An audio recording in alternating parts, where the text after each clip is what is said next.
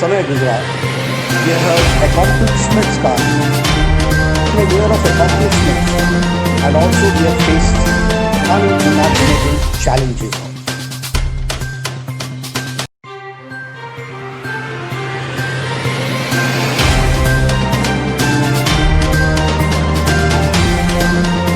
Bharatiya Janata party के राष्ट्रीय अध्यक्ष माननीय जगत प्रकाश नड्डा जी आज सभी पत्रकार बंधुओं को एक वर्ष के प्रधानमंत्री नरेंद्र मोदी जी के कार्यकाल को संबोधित करने वाले हैं। इस अवसर पर पार्टी की मुख्य पत्रिका कमल संदेश का भी एक विशेषांक निकाला है। मैं पत्रकार वार्ता में सबसे प्रारंभ में हमारी पार्टी के राष्ट्रीय अध्यक्ष माननीय जगत प्रकाश नड्डा जी से निवेदन करूंगा कि वे आज आप सबके सामने पार्टी के मुखपत्र कमल संदेश के विशेषांक का विमोचन करें। माननीय जगत प्रकाश नड्डा जी, दोनों भाषाओं में, हिंदी तथा अंग्रेजी में।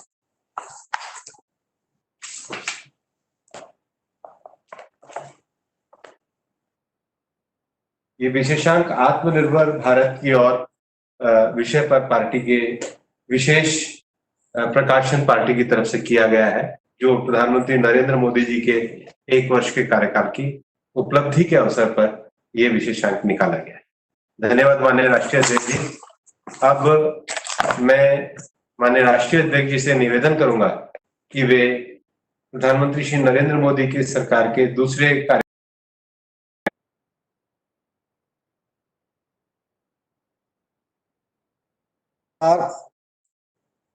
हम सब जानते हैं कि आज वर्चुअल प्रेस कॉन्फ्रेंस के माध्यम से आप सबसे मिलने का मुझे सौभाग्य मिल रहा है। मैं चाहता तो ये था कि आपके साथ पार्टी कार्यालय में मिलकर के प्रेस कॉन्फ्रेंस करता और एक साल के किए गए कार्यों के बारे में चर्चा करता, लेकिन हम सबको मालूम है कि हम सब लोग कोरोना वायरस के साए में अपने दैनंदिन कार्य को चला रहे हैं और डिजिटल वर्ल्ड का सहारा लेते हुए, डिजिटल टूल्स का सहारा लेते हुए इस वर्चुअल प्रेस कॉन्फ्रेंस में हम सब लोग शामिल हुए। एक बार पुनः आप सबका इस प्रेस कॉन्फ्रेंस में आने पर स्वागत करता हूं मैं। और प्रधानमंत्री मोदी जी के दूसरे कार्यकाल प्रथम वर्ष पूर्ण होने पर उनको अपनी ओर से और करोड़ों करोड़ हमारे भारतीय जनता पार्टी के कार्यकर्ताओं की ओर से उनको हार्दिक बधाई देता हूं और शुभकामनाएं भी देता हूं पार्टी के अध्यक्ष की दृष्टि से कि वह पूरी ताकत के साथ, जैसा उन्होंने पिछले 6 वर्षों में देश की सेवा प्रधानमंत्री के रूप में की है, उसी ताकत के साथ, पूरी शक्ति के साथ ईश्वर उनको शक्ति दे ताकि वो अच्छे से और पूरी ताकत के साथ देश की सेवा में जुटे रहे। हम सब जानते हैं कि यह जो समय गुजरा, यह accomplishments का, this has been a year of accomplishments and also we have faced unimaginable challenges also।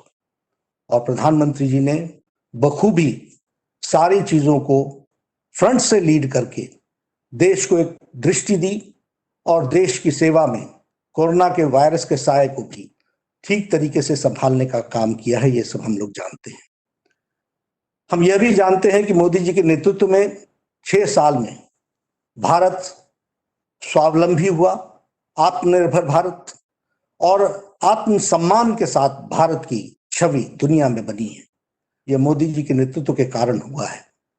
हम यह भी जानते हैं कि पिछले 6 वर्षों में जो 7 दशक का गैप था, उस गैप को 6 सालों में पूरा करने का प्रयास हुआ है।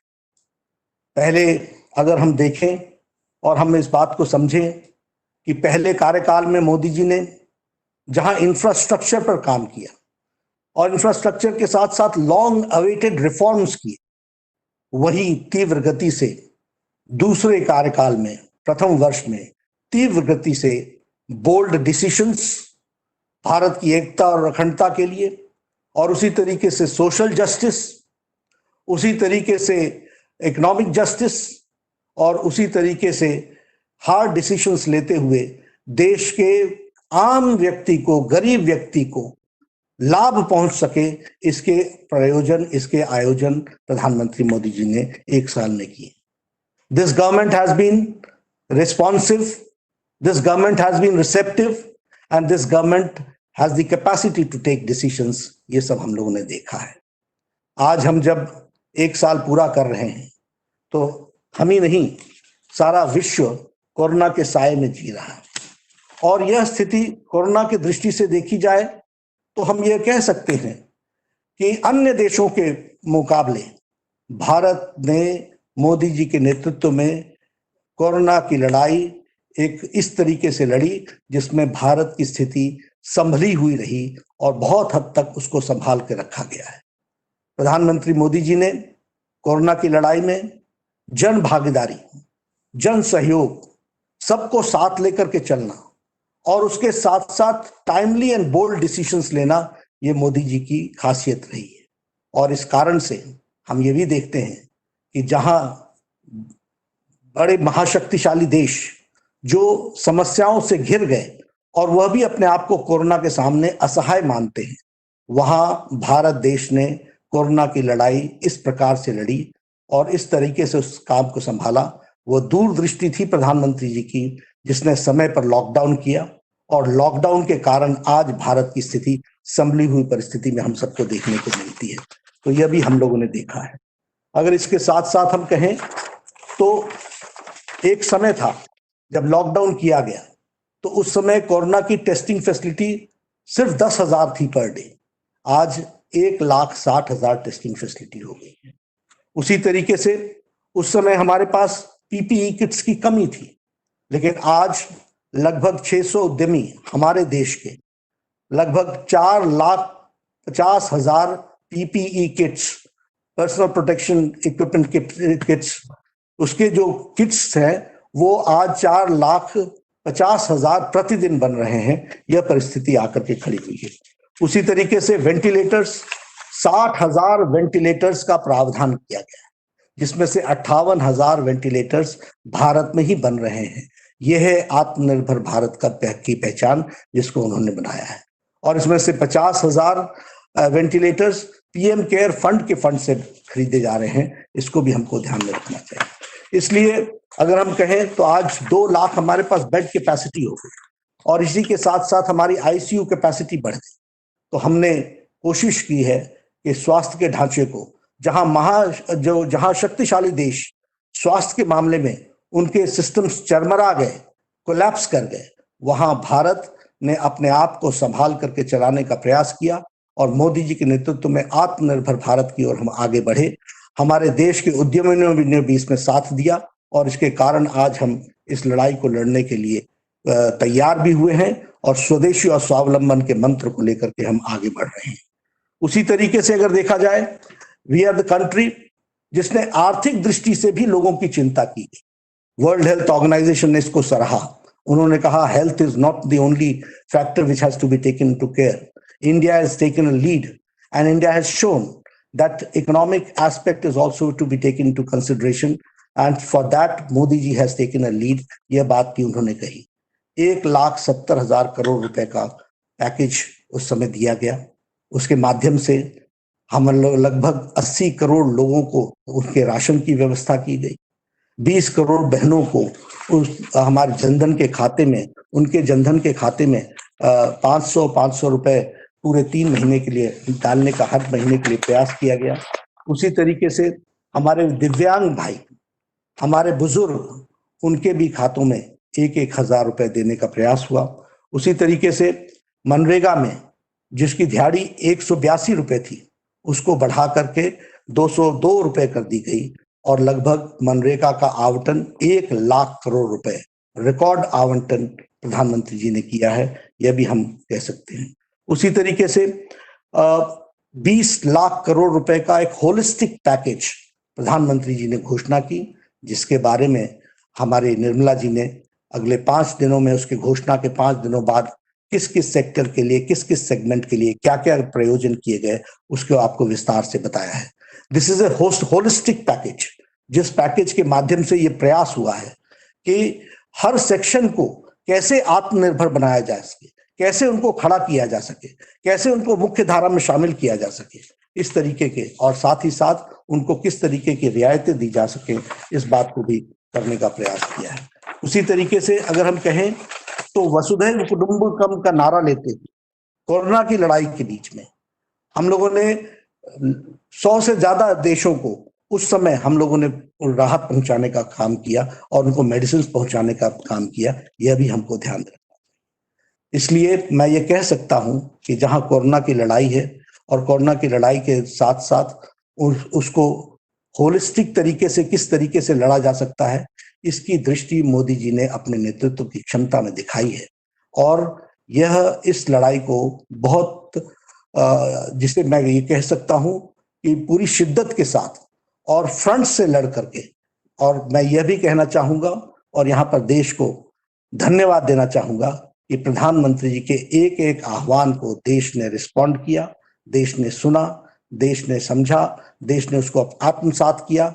इसके लिए मैं देश की जनता को भी धन्यवाद देता हूं। और साथ ही साथ मोदी जी ने जिस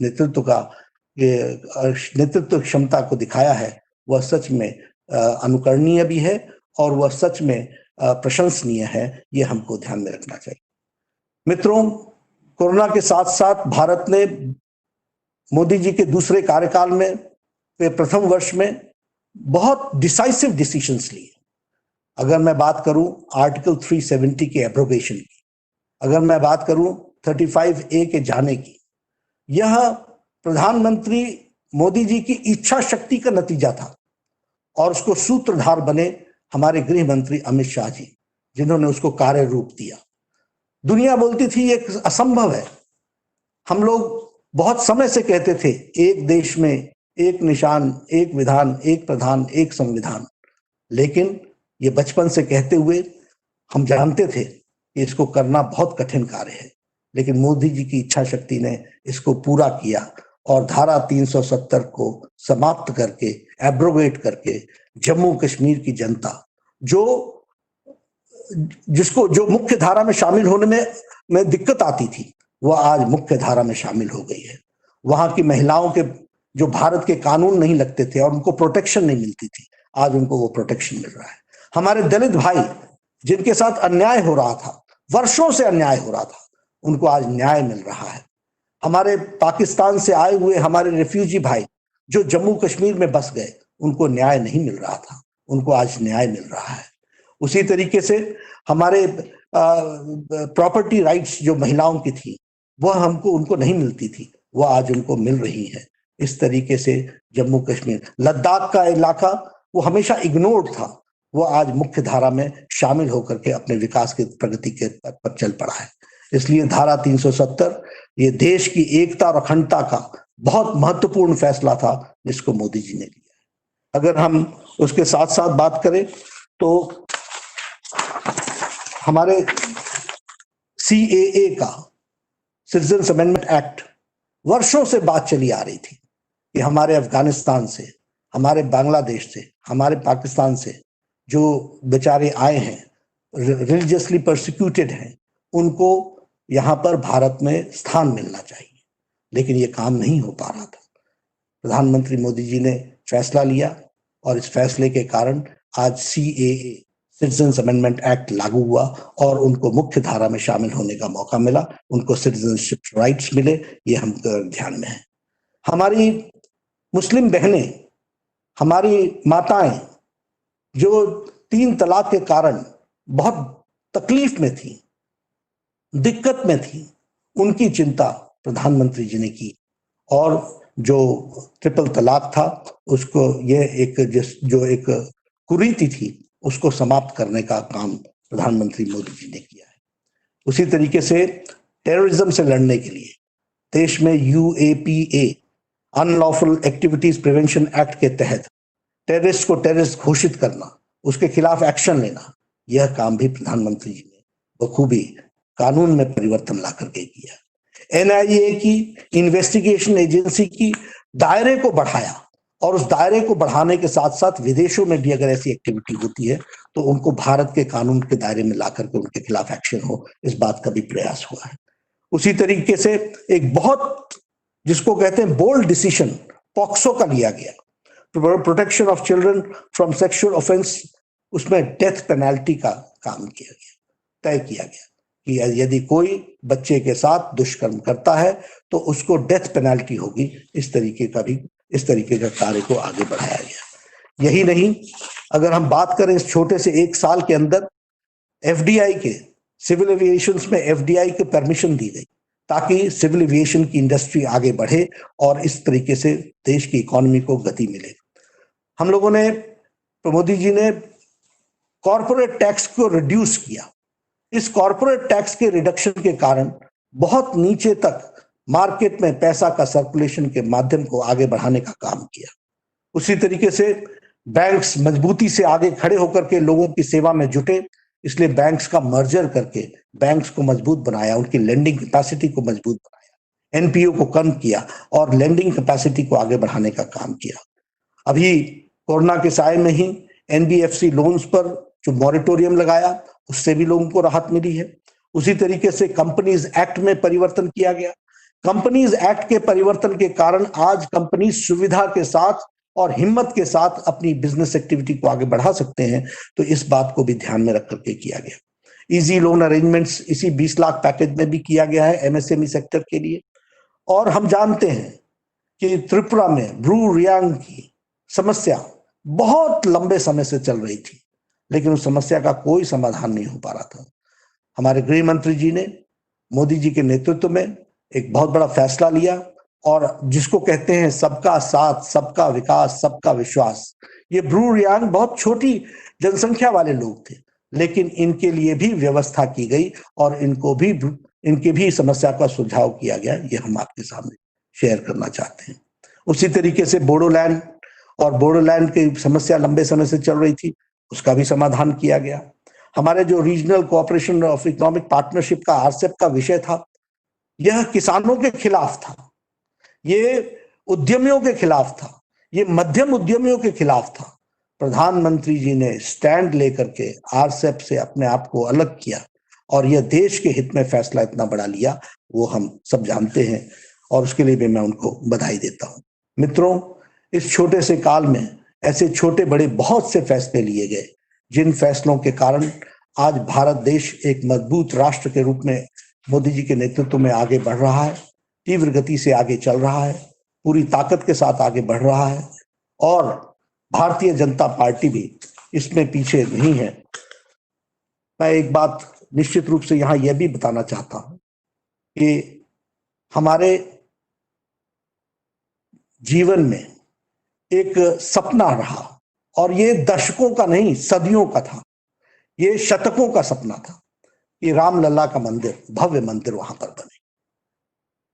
इस काम को निश्चित रूप से सुप्रीम कोर्ट ने, पूरे 5 बेंच के जजेस ने एक मत से फैसला दिया। उनका फैसला हम सबके लिए स्वागत योग्य रहा। लेकिन यह भी मैं बताना चाहूंगा कि यह फैसला हुआ, इस फैसले को न आने में कांग्रेस ने लगातार लंबे समय तक अड़ंगा लगाया, लेकिन यह फैसला हुआ। आज मुझे खुशी है कि वहां पर प्रधानमंत्री जी ने वहां श्री राम तीर्थ स्थल का एक ट्रस्ट का, उसको जमीन को आवंटित करके उस ट्रस्ट को हैंडओवर कर दी है। अब वहां पर भव्य राम मंदिर बनेगा, यह बात मैं आपको बताना चाहता हूं। मित्रों, ऐसी इस छोटे से कार्यकाल में इतने बड़े बड़े काम हुए और मैं ये जरूर कहना चाहूंगा कि भारतीय जनता पार्टी प्रधानमंत्री जी के साथ मिलकर के इस काम को नीचे तक पहुंचाने का काम कर रही है। आज भारतीय जनता पार्टी ने तय किया है, आज प्रधानमंत्री जी ने, आप लोगों ने देखा होगा, प्रधानमंत्री जी ने एक चिट्ठी देश के नाम संदेश भेजा है। इस देश के नाम संदेश जो भेजा है प्रधानमंत्री जी ने, इसको हमारे कार्यकर्ता 10 करोड़ परिवार तक पहुंचाने वाले हैं।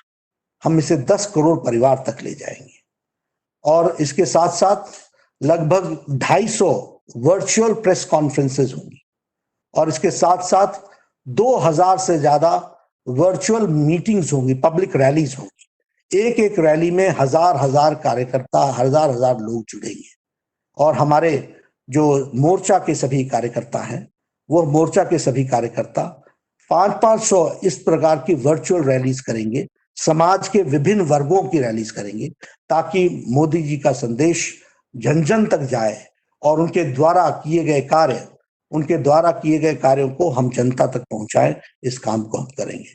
कोरोना के संकट में हम लोगों ने बहुत बड़ा काम किया। मुझे खुशी है कि हमारे कार्यकर्ताओं ने मिलकर फीड द नीडी में 14 करोड़ से ज्यादा लोगों को फूड पैकेट्स पहुंचाए और इसी तरीके से 4 करोड़ से ज्यादा राशन बांटे। लगभग 5 करोड़ के आसपास फेस मास्क बांटे हैं, फेस कवर बांटे हैं। तो हमारी कोशिश रही है पार्टी की ओर से भी सरकार के साथ कंधे से कंधा मिला करके चलें और सरकार के साथ कंधे से कंधा मिला करके पूरी ताकत प्रदान करें। उसके साथ साथ जनता की सेवा में हम जुटे रहें, राष्ट्र की सेवा में हम जुटे रहें। भारतीय जनता पार्टी एक अच्छा उपकरण बने राष्ट्र की सेवा में और मोदी जी के नेतृत्व में लाए गए कामों को अमली जामा पहुंचाने के लिए नीचे तक अपना काम करे, यही मैं कहना चाहता हूँ। मित्रों, आज 1 साल के पूर्ण होने पर हम इस वर्चुअल प्रेस कॉन्फ्रेंस में आप सबसे हमने बातचीत की, कुछ मुद्दों को हमने छूने का प्रयास किया, आपसे चर्चा की है। निश्चित रूप से एक प्रयास हम लोग कर रहे हैं ताकि इस कोरोना के साए में भी देश तीव्र गति से आगे बढ़े और देश और हम पार्टी के लोग, पार्टी के कार्यकर्ता एक अच्छा उपकरण बन सके देश सेवा में, यही मुझे कहना है। धन्यवाद।